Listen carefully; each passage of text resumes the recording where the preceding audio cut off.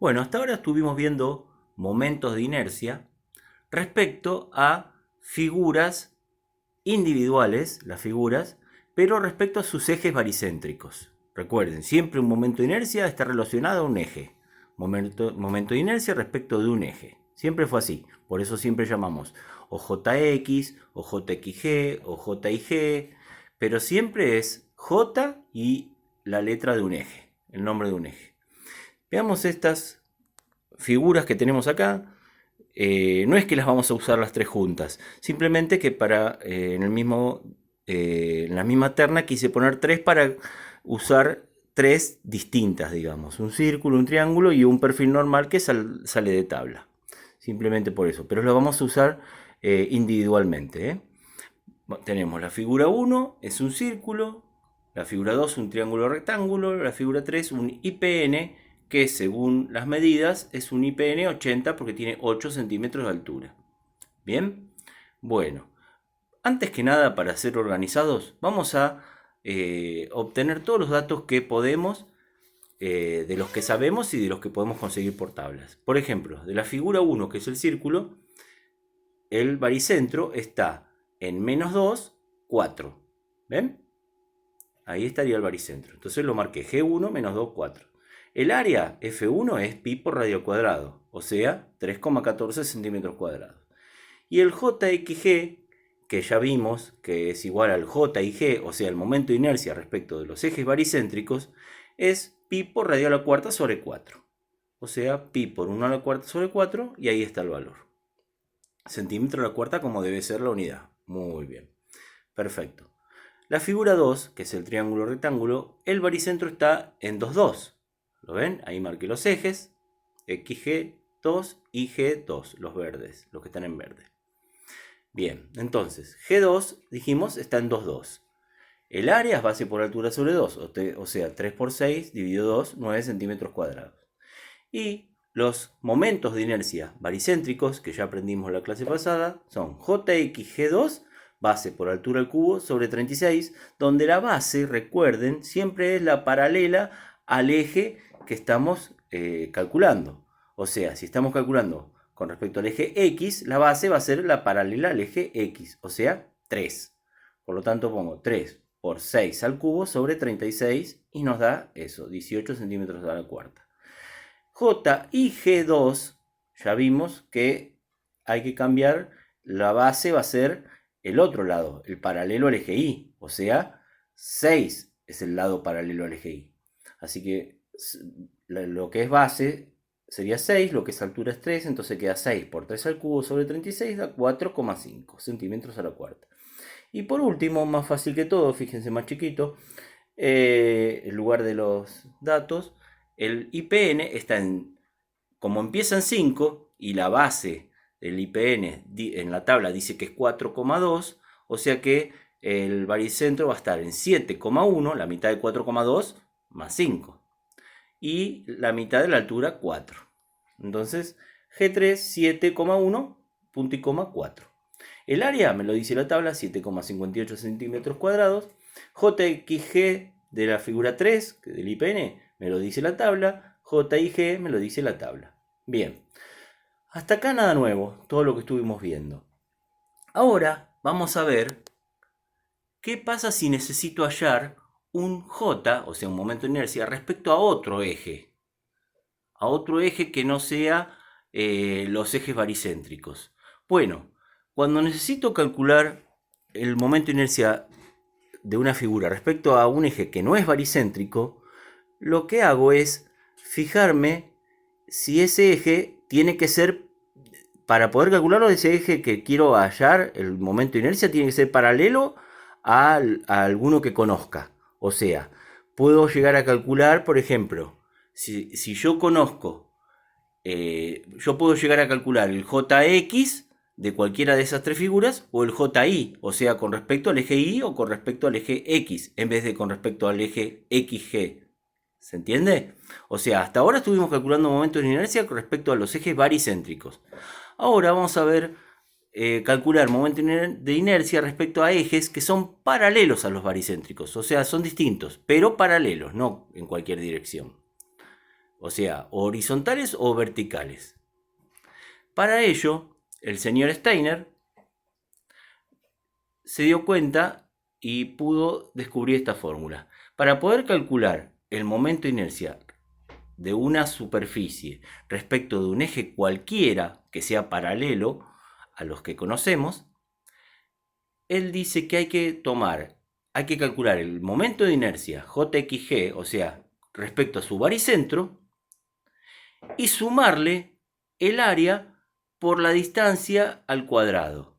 ¿Qué distancia al cuadrado?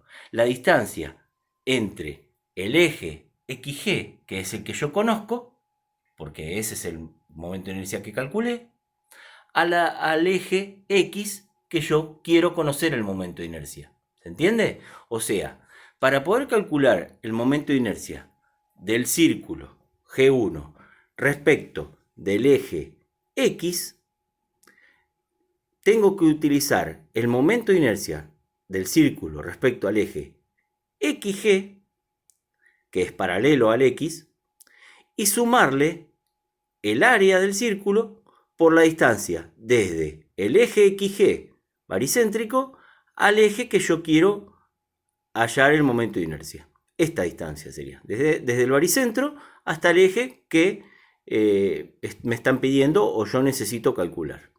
Veamos un ejemplo. Bueno, lo mismo sirve para I. Con respecto a I es lo mismo. JI es igual a JIG más F por D al cuadrado. O sea, si yo conozco del círculo el J con respecto a este eje, que lo conozco porque lo acabamos de calcular, bueno, en el círculo eran iguales, ¿se acuerdan? JXG1, no, acá me confundí, esto es JIG1, JXG1, JIG1, ahí está.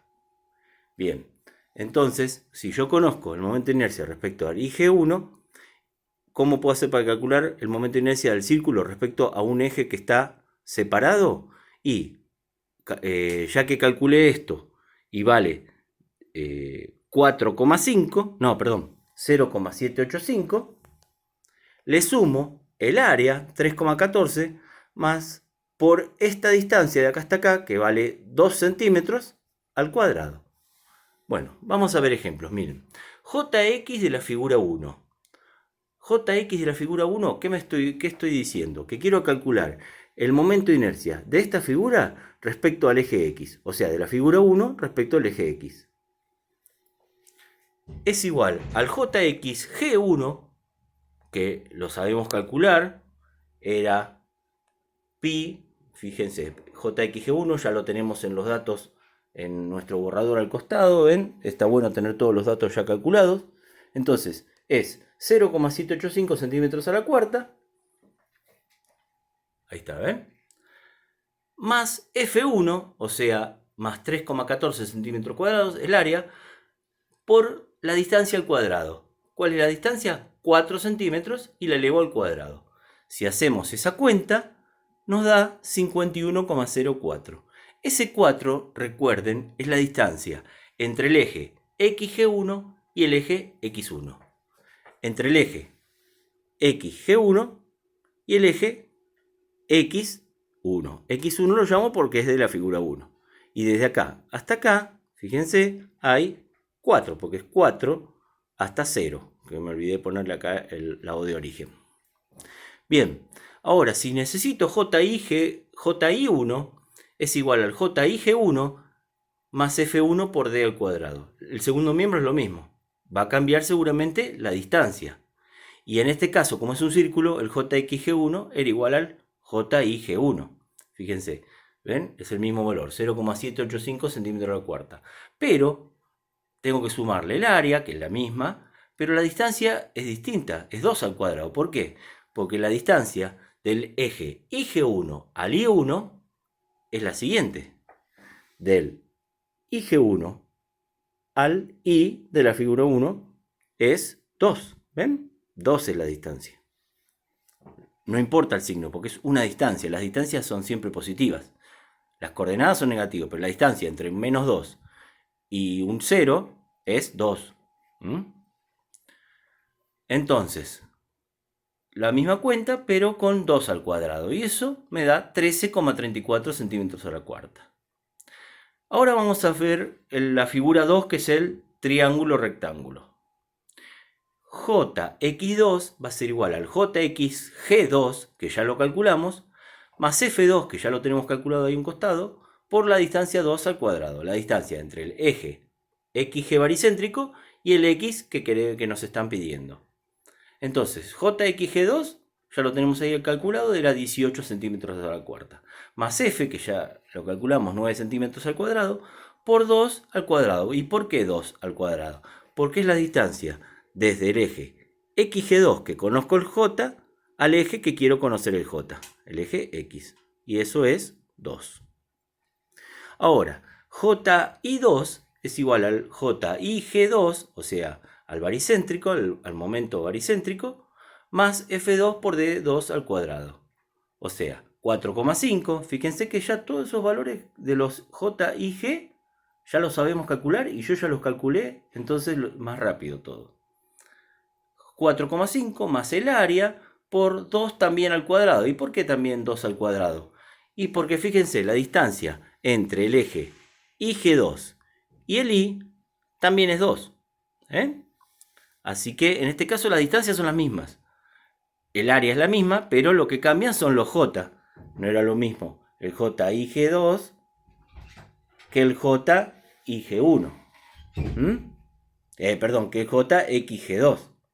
Entonces, los JX2 e Y2 van a dar distintos porque el primero es distinto, no porque el segundo lo sea. ¿Ven? Que la segunda parte, el segundo término es el mismo, pero cambia del 18 al 4,5.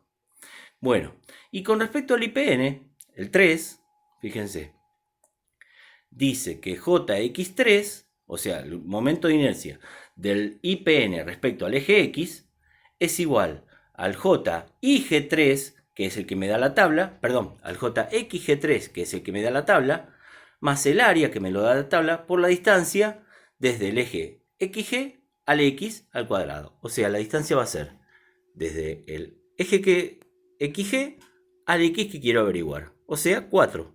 La mitad de 8 es 4. Entonces, fíjense, el JXG me lo da la tabla 77,8. Más el F me lo da la tabla 7,58 por 4 al cuadrado. Y eso da 199,08. Y JI3 es el JIG3 que me lo da la tabla, que también, fíjense, ¿ven? Lo tenemos ahí abajo. Ahí abajo está JIG3 6,29 más el F3 por D3 al cuadrado. Fíjense, ahí está, 6,29 centímetros a la cuarta más 7,58, que es el área, por 7,1 al cuadrado. ¿Por qué 7,1? Porque es la distancia desde el eje IG3 al eje I3. Desde el eje IG3 al eje I3. ¿Ven? 7,1. Ahí está. Y con esto terminamos la explicación teórica, práctica, y vamos a hacer unos ejercicios.